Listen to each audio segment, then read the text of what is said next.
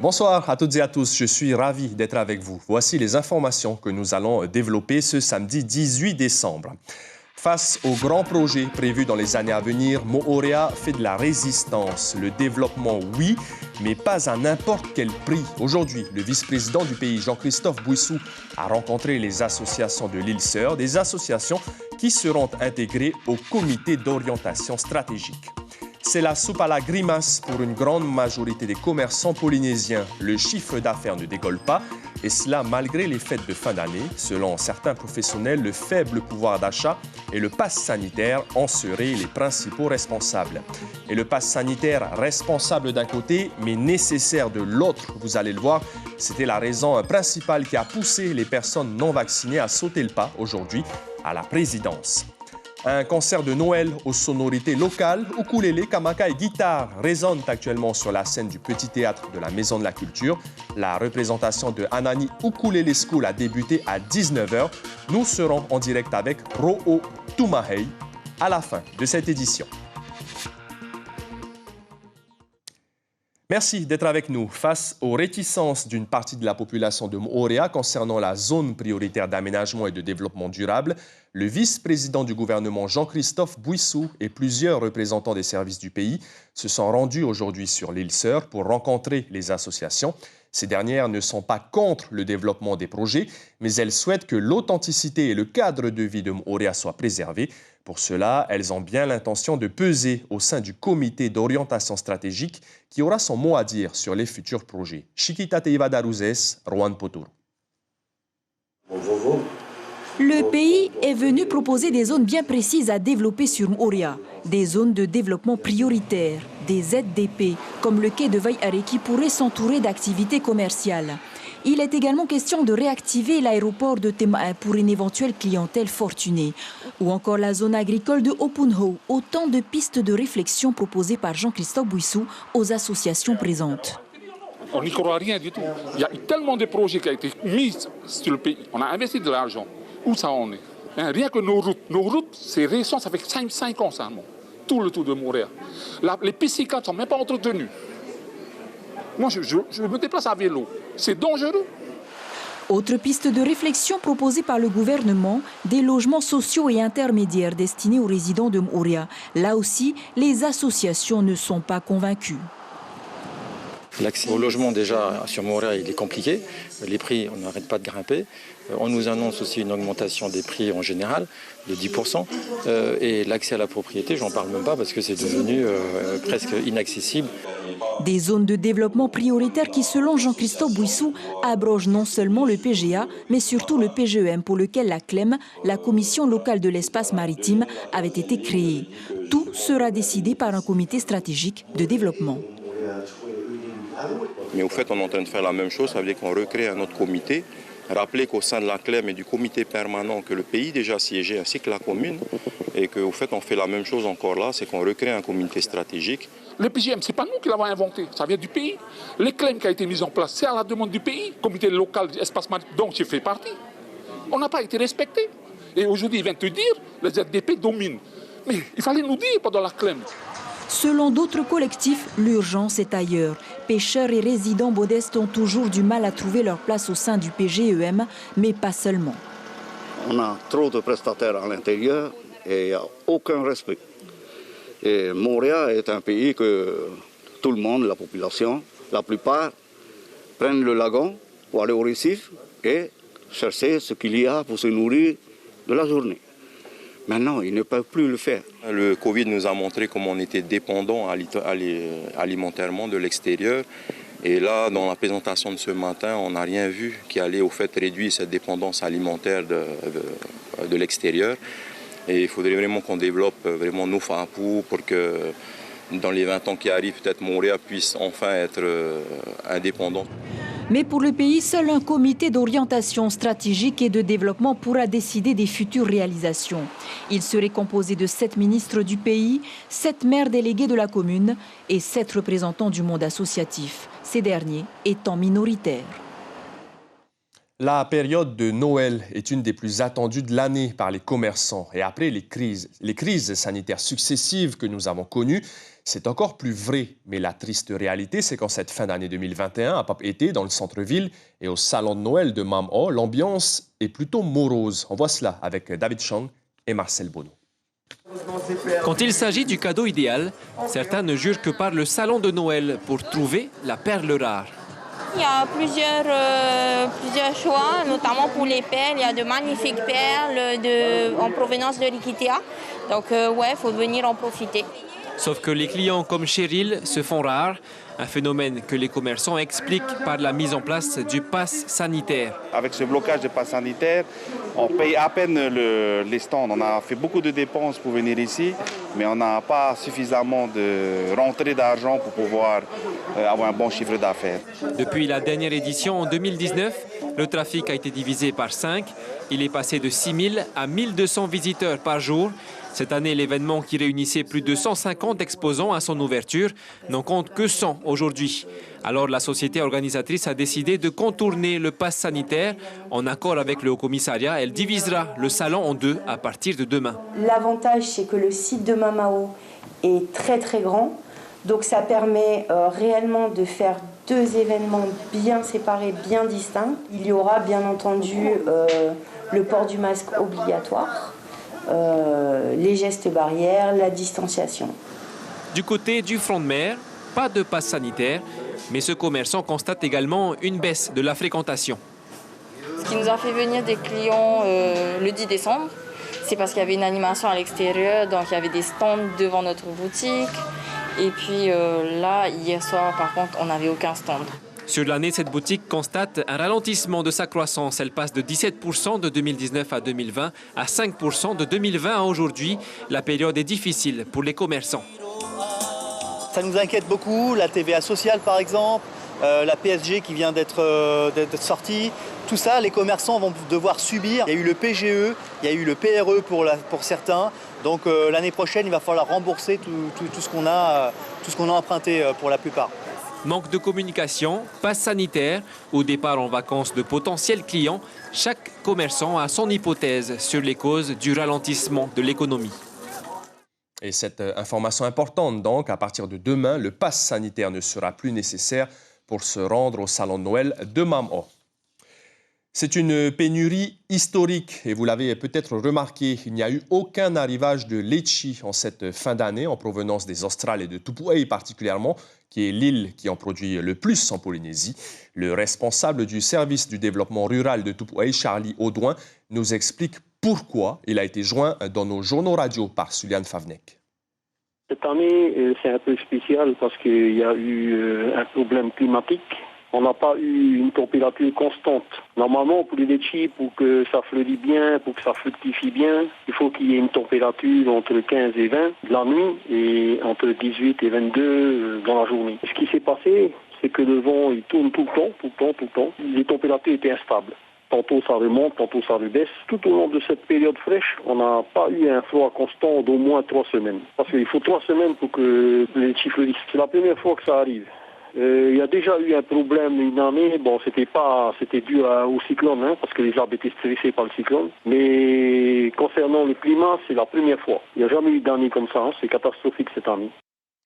Direction la perle du Pacifique désormais, avec un projet solidaire mené par la fondation Te Tiaturinei de Paul et Mareva Marciano. 75 familles modestes de l'île de Bora Bora ont reçu des paniers alimentaires de Noël pour cette période de fête de fin d'année.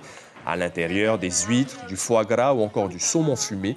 La distribution s'est faite au caddie du cœur pour les familles de Vaitapé. Puis il y a eu des dépôts à domicile pour les familles d'Anau et de Fanui. Charlotte Girard, la représentante de la fondation, explique à Rosanna Maihota pourquoi Bora Bora a été choisie par Paul et Mareva Marciano. C'est vraiment une île qui tient à cœur à Paul et Mareva. Pour eux, c'est une fois par an un endroit où ils aiment se ressourcer et déconnecter, et ils adorent la population d'ici, et ils ne pouvaient pas en fait passer à côté d'offrir à d'autres et pas à l'île. Voilà. On a fait appel donc à l'association Yavei Noa à Bora Bora, et Et c'est eux en fait qui ont été le relais pour nous ici de vraiment recenser par rapport aux critères que nous mettons en place sur l'île de Tahiti et sur Moorea. Donc vraiment pour éviter aussi tout doublon avec les autres actions qui peuvent se mener en parallèle avec le service social ou les communes. Et jusqu'au 24 décembre, la distribution se poursuivra au bénéfice donc, de plusieurs foyers défavorisés de Tahiti et de Moorea. Au total, 350 familles devraient recevoir un panier alimentaire de Noël de la part de la Fondation Te Aturinei. Passons désormais au sujet qui prend presque toute la place dans l'actualité du monde entier depuis maintenant 2 ans, le Covid-19 et ses nombreux variants. On le sait maintenant avec certitude, Omicron est arrivé au Fénois, mais ce n'est pas lui qui fait se ruer les volontaires dans les centres de vaccination, c'est plutôt le pass sanitaire. C'est en tout cas ce qu'en déduisent Brigitte Olivier et Heidi Enko qui se sont rendus ce matin au vaccinodrome de la présidence. Ils n'étaient pas tous convaincus, loin de là, mais ce matin, ils l'ont fait quand même, à contre-cœur. Je me suis décidée à me vacciner pour me protéger en cause du Covid-19. Des fois, ça me stressait, des fois, ça me fait vraiment peur de se vacciner. Mais après, j'ai toujours l'habitude de toujours se vacciner pour se protéger. Au vaccinodrome de la présidence, tout est fluide, les équipes étant de mieux en mieux organisées. À 10 h ce matin, déjà 400 personnes avaient reçu leur première dose. Étant en recherche de travail, j'ai décidé de venir me faire vacciner. Mais lui non plus n'y a pas été de gaieté de cœur. J'ai beaucoup entendu parler des effets secondaires des vaccins. Avant de venir me faire vacciner, j'avais des appréhensions au vaccin. Là, ça va. Là, ça va. D'ailleurs, la plupart des primo-vaccinés, qui sont en grande majorité jeunes, ont attendu que le pass sanitaire devienne incontournable pour se décider. Mais avec tout ce qu'on voit sur Internet, c'est sûr que ça fait peur, quoi. Mais sinon, ça va. Et vous avez besoin du pass? Oui. Surtout pour sortir en boîte. Danser, sortir, se rencontrer et aller dans des endroits où l'on se côtoie, cette infirmière nous le confirme. On lui parle peu du variant Omicron. C'est le pass sanitaire qui motive. Je pense que c'est ça qui les a un peu plus incités à venir se faire vacciner. Il n'y a pas que ça, il y a aussi le fait que partir dans les îles, partir en voyage en Amérique ou ailleurs, on les oblige à avoir le pass sanitaire. C'est ça plutôt qui les oblige. Et ce fameux sésame, on le délivre là, sur place, tout de suite, à garder sur papier ou à scanner dans son téléphone. De nombreux vaccinés sont venus juste pour se mettre à jour. Et au niveau des chiffres de la vaccination ce samedi, sur les 3 sites ouverts à Paparafa'a et à la présidence, on recense au total 1420 vaccinations. Demain, dimanche, le vaccinodrome de la présidence sera ouvert de 8 h à midi. Direction la métropole pour les championnats de France de natation jeunes. Déotile Vido du Cercle des nageurs de Polynésie, ici à gauche, est championne de France du 200 mètres d'eau, tandis que Tehereari Oopa du club Imuapap était à droite et lui vice-champion de France du 50 mètres d'eau. La compétition se poursuit jusqu'à mercredi à Rennes, en Bretagne, avec bien sûr d'autres chances de médailles pour nos représentants polynésiens. Il y avait une trentaine d'inscrits aujourd'hui pour le championnat de Polynésie de bras de fer qui s'est déroulé dans les jardins de Paufei. Les meilleurs ferristes représenteront la Polynésie au prochain championnat de France qui aura lieu les 26 et 27 février. Pour mémoire, en juillet dernier, la sélection tahitienne avait décroché plusieurs médailles, une en or pour Tepa Teuru et 2 en argent pour Eriatara Ratia et Teua Tauratea. C'est d'ailleurs ce dernier qu'ont rencontré Hayat Itahiata et Marcel Bono, Teua Tauratea, qui a donc décroché son billet pour la métropole. On est content aussi, parce qu'il y a Mahinama qui sont venus aussi. Ça nous motive aussi. Comme nous, on est parti chercher la France, on est parti chercher des titres là-bas pour les jeunes d'ici, pour lancer le sport. En fait, c'est des conditions avec la Fédé. Si on ramène des titres, on va lancer le sport ici. Aujourd'hui, on constate qu'il y a beaucoup de participants dans toutes les catégories. Le Air Tahiti Nui International Challenge Judo, c'était aujourd'hui à la salle Louis Baboy Tamaya Fataua. Les combats sont toujours en cours puisque c'est une très grosse compétition. Près de 500 confrontations étaient programmées en jeunes, en élite et par équipe. À noter que sur les 160 judokas, il y a une quarantaine d'étrangers du Canada, des États-Unis et de métropole. La Fédération polynésienne de judo qui vit un mois de décembre très riche puisque l'ancien champion d'Europe Mathieu Bataille est actuellement au Fénois pour partager ses connaissances et mener quelques entraînements. À partir de lundi, les passionnés de judo pourront se perfectionner aux côtés de la double championne olympique de Tokyo, multiple championne du monde et d'Europe, Clarisse Agbenienou, qui arrive dimanche soir au Fénois. C'est ainsi donc que l'on referme notre petit volet sportif. Des clichés qui racontent le combat des femmes calédoniennes contre le cancer. C'est la démarche d'un collectif du Caillou qui a organisé une exposition photo à l'hôtel de ville de Dombéa. Nous, femmes et guerrières de la vie, c'est le titre de l'événement qui sonne comme un hommage pour ces dames que la vie n'a pas épargnées. Caroline Antique-Martin et David Sigal. Elles se prénomment Cathy, Tiaré, Bernadette ou encore Anastasie. Point commun entre ces 12 femmes, toutes ont ou ont eu un cancer. Cette exposition imaginée par le collectif Les Étincelles NC rend hommage à leur combat, leur courage, leur beauté.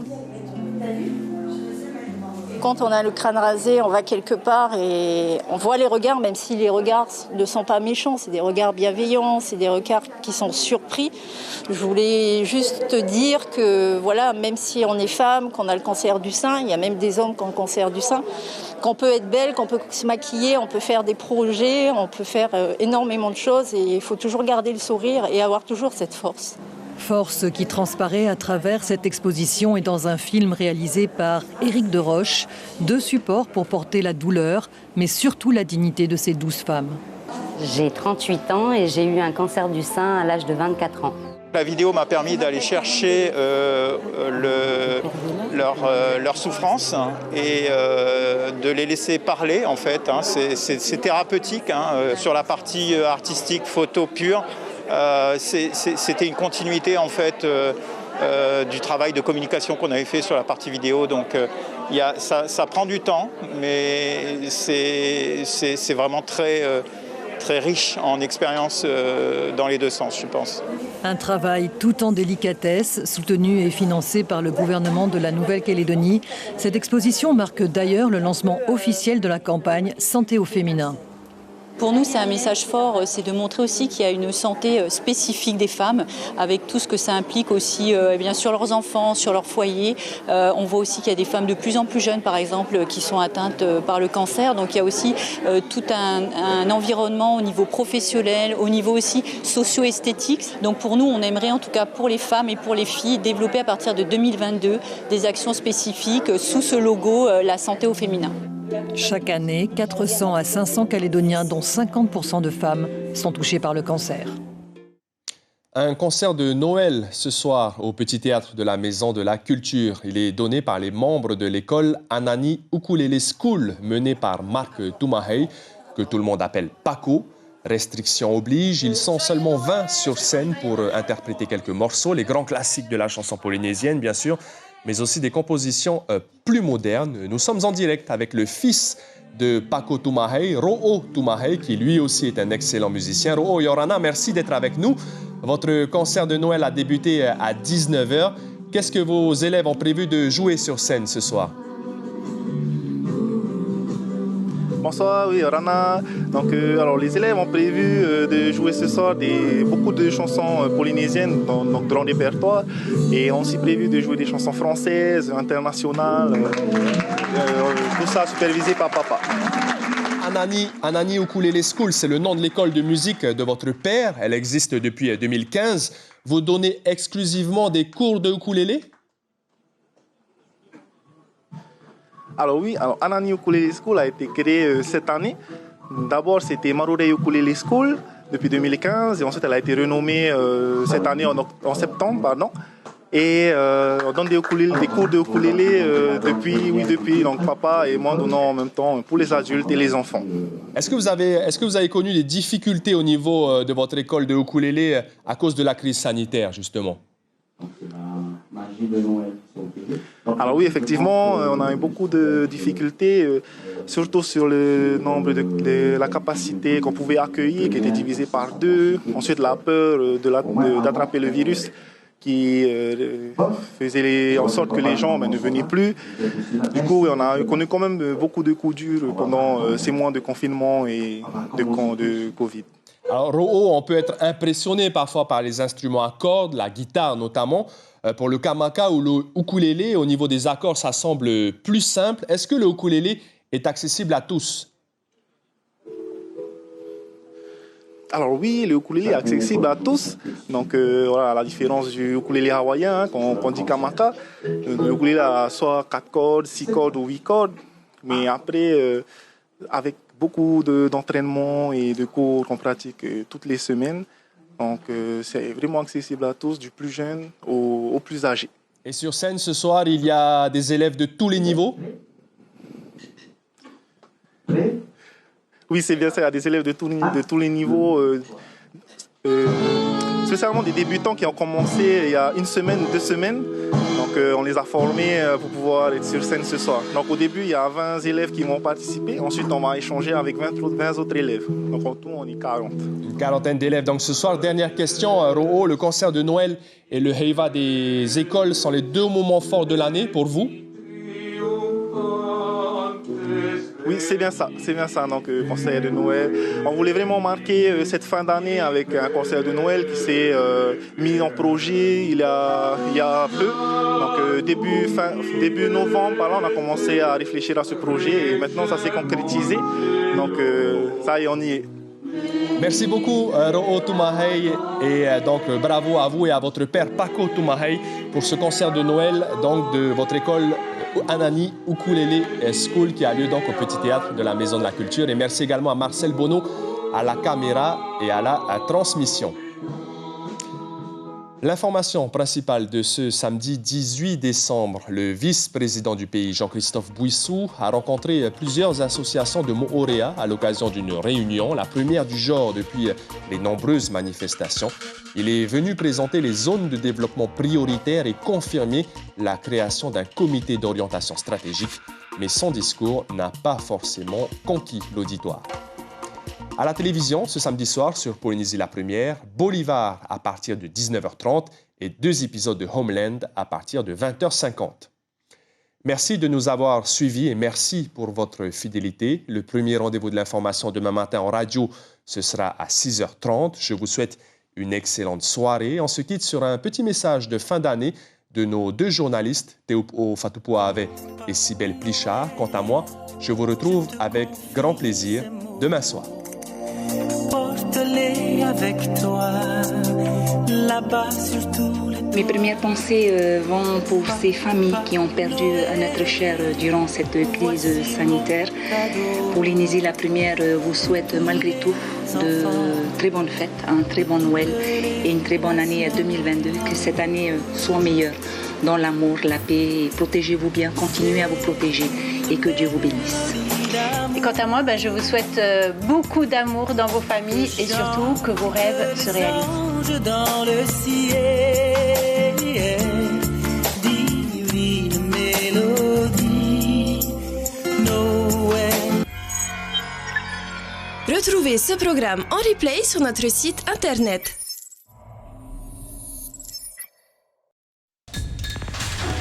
L'information en continu sur Polynésie la Première, Internet et réseaux sociaux.